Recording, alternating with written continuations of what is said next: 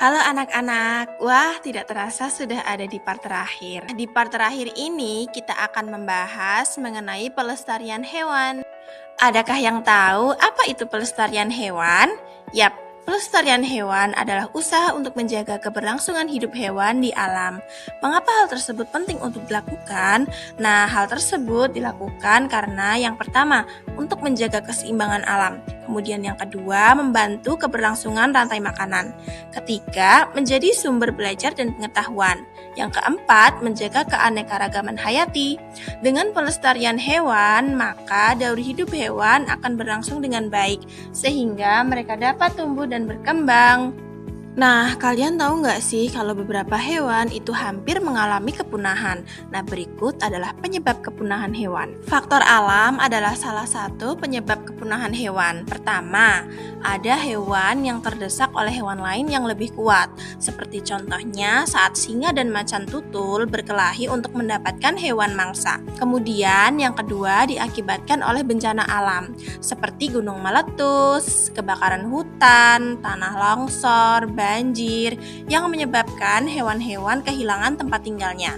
Dan penyebab yang ketiga adalah rendahnya daya berkembang biak hewan. Hewan seperti gajah dan juga badak hanya dapat berkembang biak dalam kurun waktu 6 tahun sekali.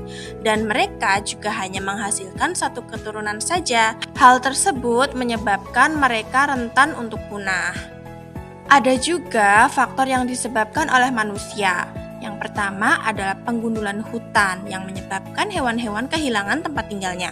Yang kedua, perburuan hewan langka seperti harimau yang diambil kulitnya, kemudian gajah yang diambil gadingnya, dan lain-lain. Yang ketiga adalah alih fungsi lahan hutan. Hutan yang seharusnya menjadi tempat tinggal hewan-hewan malah dijadikan tempat perkebunan dan pertanian. Dan yang keempat adalah pencemaran lingkungan. Nah, hewan apa saja sih yang perlu dilindungi?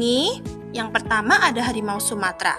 Harimau Sumatera merupakan jenis harimau terakhir yang masih hidup di Indonesia. Harimau Sumatera diburu untuk dimanfaatkan bagian tubuhnya. Kemudian adalah orang utan.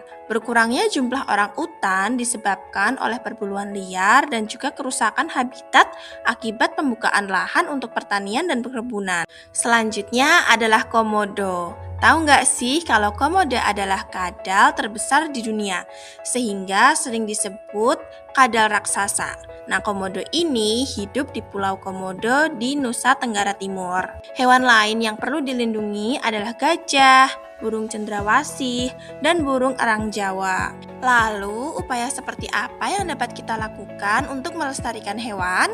Yang pertama adalah melindungi habitat hewan dengan cara tidak merusak hutan, sungai, dan laut tempat hewan hidup. Kedua adalah tidak memburu hewan secara liar. Perburuan liar dapat menyebabkan hewan menjadi langka dan punah. Kemudian yang ketiga adalah merawat hewan dengan baik. Kalau kita punya peliharaan, maka kita harus memberi makan, memberi minum, dan memberikan tempat tinggal yang layak untuk mereka. Nah, terakhir adalah membuat tempat perlindungan hewan, seperti kebun binatang, penangkaran, dan suaka marga satwa. Upaya pelestarian habitat hewan dapat dilakukan melalui dua cara, yakni in situ dan ex situ. In situ adalah upaya pelestarian hewan yang dilakukan di dalam habitat hewan. Contohnya seperti suaka marga satwa, kemudian hutan lindung, dan taman nasional. Sedangkan ex situ dilakukan di luar habitat hewan. Contohnya adalah di kebun binatang, taman safari, dan penangkaran. Nah, anak-anak, melalui 4 video yang sudah kalian simak, kita sudah belajar banyak sekali tentang daur hidup hewan dan upaya pelestarian hewan. Setiap hewan memiliki daur hidupnya masing-masing, dan semuanya sangat penting untuk menjaga keseimbangan alam. Jika hewan tidak dijaga dan dilestarikan, maka daur hidupnya bisa berhenti.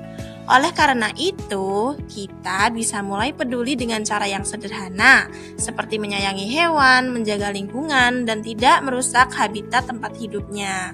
Sekian tentang video daur hidup hewan, semoga bermanfaat ya. Sampai jumpa di lain waktu. Wassalamualaikum warahmatullahi wabarakatuh.